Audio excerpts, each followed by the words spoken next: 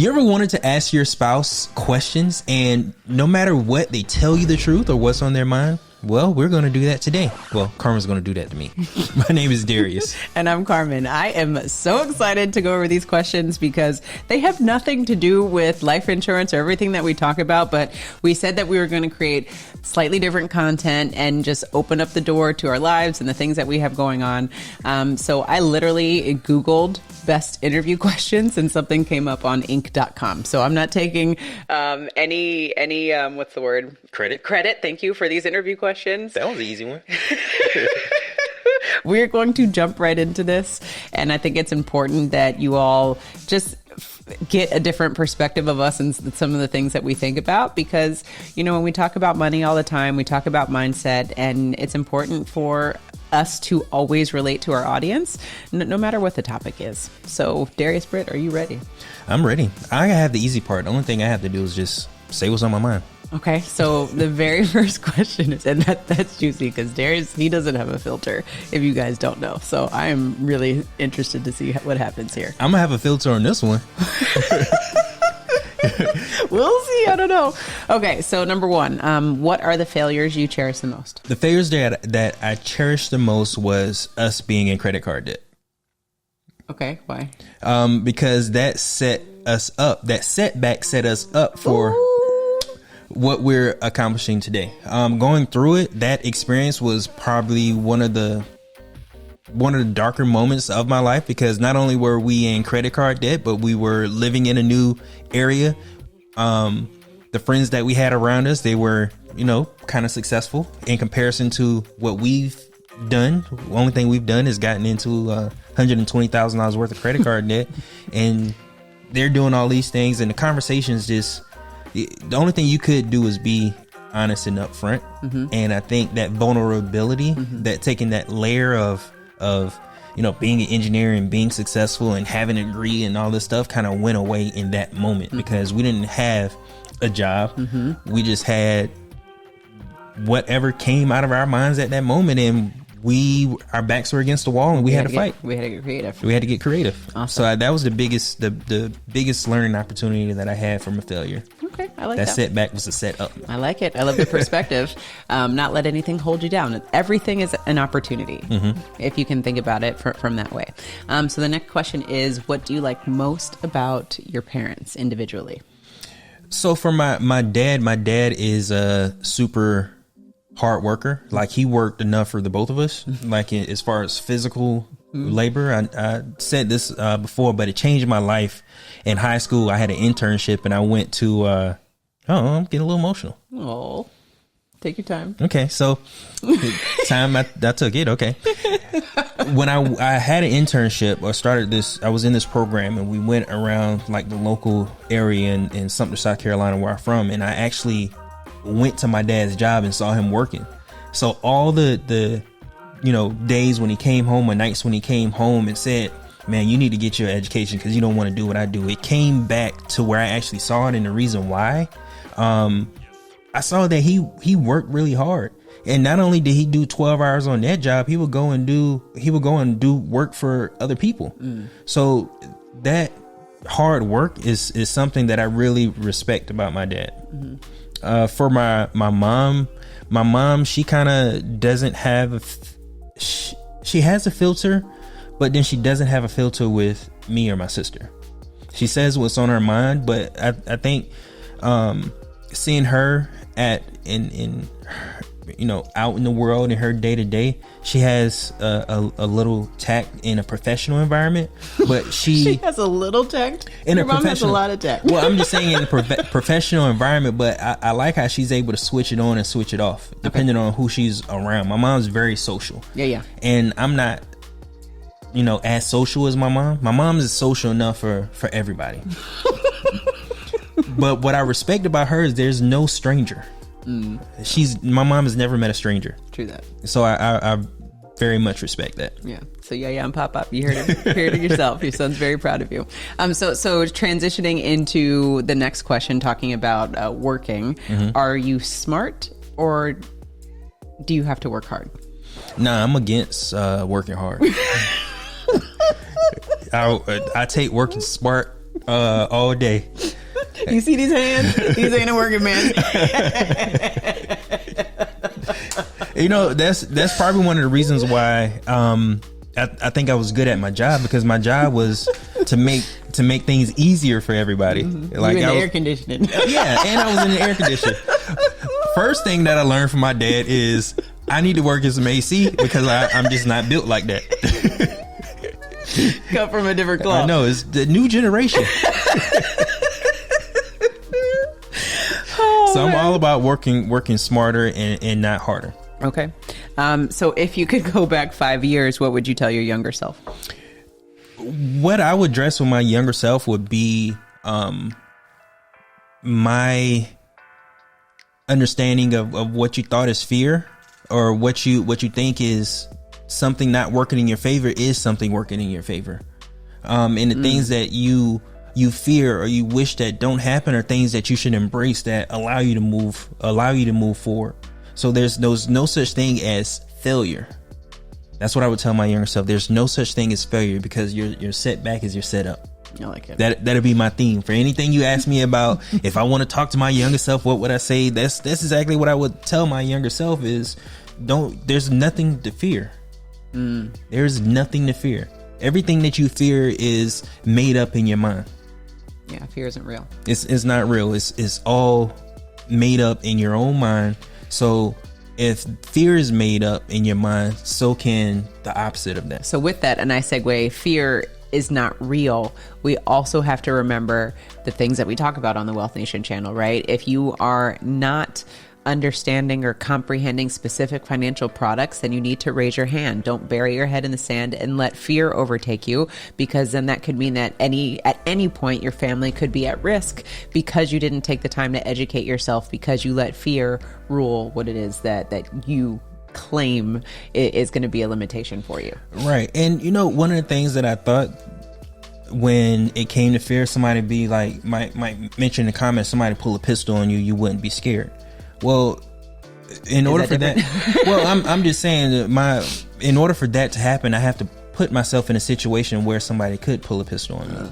I have to create that. And that goes back to the control that I have over my life, is that I'm not going to put myself in an environment where somebody could do something like that. So again, it goes back to there's nothing to fear, because my mentality isn't to be in an environment like that. Absolutely. So the next question is, how do you develop yourself outside of your environment? Well, outside of your environment is where all opportunity lies. And it's important for you to put yourself in situations where you're not in your environment, like traveling. Traveling is very important, and one of the things that we enjoy to do because we learn so much from the experience. I go back to when I first left South Carolina and moved to Georgia. That's me moving outside of my environment, because in South Carolina, I was kind of limited on what the rest of the world, what the rest of the South had to offer. Yeah. So moving to Georgia, I got to experience another part of the South. And then from Georgia, we moved to Texas. Texas is a whole different place altogether, whole different animal altogether.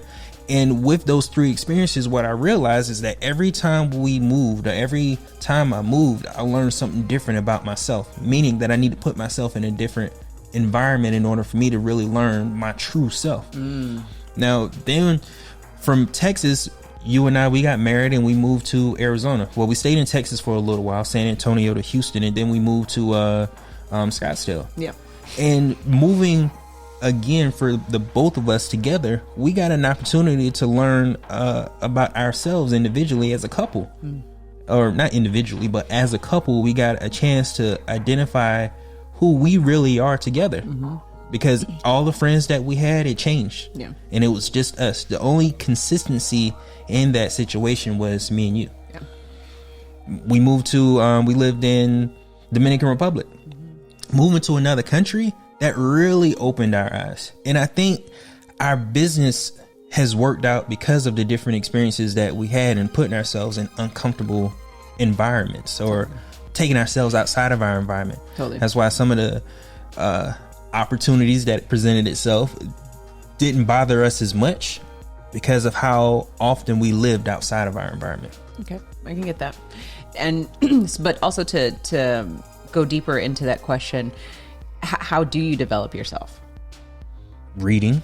Okay. Reading, and you develop yourself by the people that you have around you that challenge you to be a better version or a different version of yourself for the positive.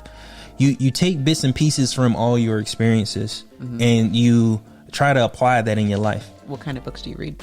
Well, one of the books that we're reading together is Think and Grow Rich. This is probably the 5th time I read it, but this time it means something different, because when it came to thinking or my mindset, reading it this time and reading it with you, I'm able to pull different things from that book.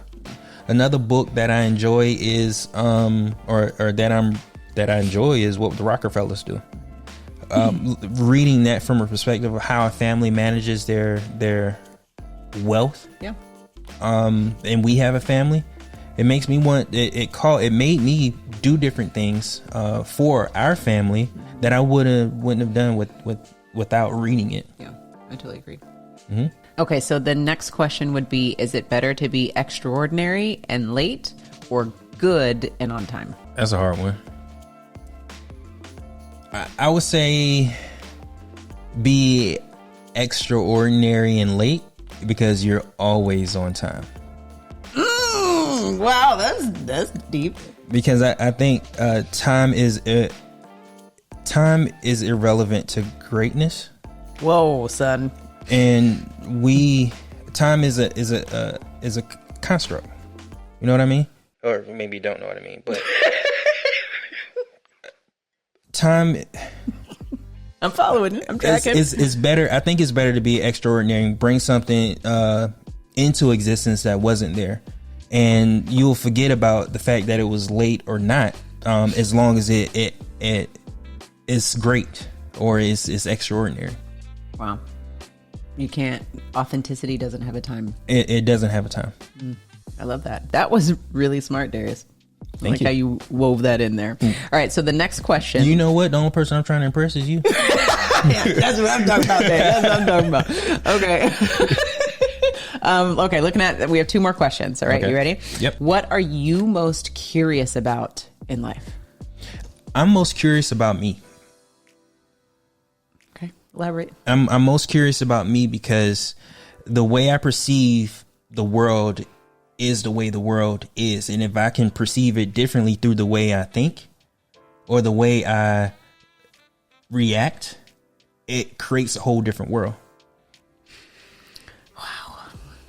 I don't know if y'all ready for some of this stuff Darius be coming up with. You think he just smiley talking about finances? This man is deep. This boy is deep, baby. He's deep. Anything else you want to say about that? No, I'm just most curious about me, in my mindset, because I know that I'm only using a percentage of what I'm capable of, and if I can tap into more and be better and be more than what I am right now, then it keeps me interested. Wow. So you would take the little pill if they gave it to you? The little pill? You mean the blue pill? Not Viagra. No, I'm talking about the Matrix. You know the blue pill, the red pill? Yes. Would you take it? Yes, I take it. I take 2 of them. And what would you want that experience to be like? I would want that experience for me to step outside of myself and learn more about myself. Any opportunity I have to learn more about myself, I want to. Okay. I don't have it. That's all I have. And for the record, I was just clarifying the blue pills with the audience. That's all. What is okay, so last question. Everybody know what the blue pill. You the only one that your mind went to. I haven't seen The Matrix in forever, so I don't even remember. No, come on. You don't need to see it in forever to remember it. I need to watch that one again. Okay, last question, and then we'll go to some rapid fire. What is the most courageous thing you have ever done in your life? Move to Dominican Republic. I would say that's the most courageous thing I've ever done. Why? Because I don't know Spanish. I never been there for a long period of time. Like we got married in Punta Cana, but we lived in Santo Domingo, and there's no resorts in sight. I mean, there are, but it's just different. It's not the same. It's the city versus being on the coast and at a resort with a thing on your band and thing on your band with a band on your wrist, band on your wrist, and you can get as much mimosas or drinks as you want, unlimited food at the Disneyland for adults. Yeah, Disneyland for adults, but Santo Domingo was a little different. Why did it make you or why did it take you out of your comfort zone? Because it was nothing like I've ever experienced before, and not being able to leave or knowing that I wasn't leaving, you had to adjust to the environment, the hustle and bustle, the things that you see that you wouldn't necessarily see, in the States. So what was probably the most challenging thing for you? Getting around, getting to and from where we need to go, without knowing the language. Okay. That was the most difficult thing, but I enjoyed it because it brought out a different version of me. Mm-hmm. Now, on the opposite end, what do you miss about DR? I miss the beach and the sunshine. I miss the community. Mm-hmm. You mean the culture? The culture. I miss the culture. Mm-hmm. Yeah, I would say I miss the culture. Mm-hmm. But what do you consider as Dominican culture? White pants.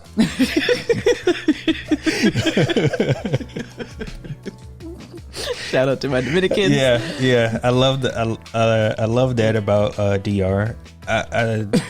White pants all year round.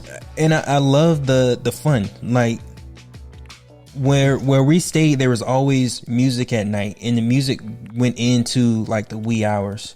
And I love the excitement around food. Mm-hmm. And on Fridays, I love the fun around Presidente. Every Friday night, we knew that we could sit outside where we were, and everybody's participating in drinking a beer and sitting down and hanging out with friends and family, and maybe some chicharron. And maybe some chicharron. Mm-hmm. Okay, you try to pronounce that. All right, perfect. All right, rapid fire, real quick. Chicharron and lime. Yes, always. Okay, rapid fire. Ready? Beach or mountain? Both. Can I have both? No. One or the other. The mountain. Okay. Tupac or Jay-Z? Jay-Z. Hot or cold? Hot. Okay, hold on just 1 second, guys. Oh, man. This is fun. Skittles or Milky Way? Skittles. I want to taste the rainbow. Okay, West Coast or East Coast? West Coast. North or South? Of the West Coast or just in general? In general. North. That was a no-brainer. Europe or Africa? I'm digging Africa. Okay. First class or economy? First class. I want to be up front. Window or aisle seat? Oh, that was a silly question. I take the aisle. You take the aisle? Yeah, I take the aisle. Okay. Is there anything else you would like to share with the audience? No, I think the audience got a good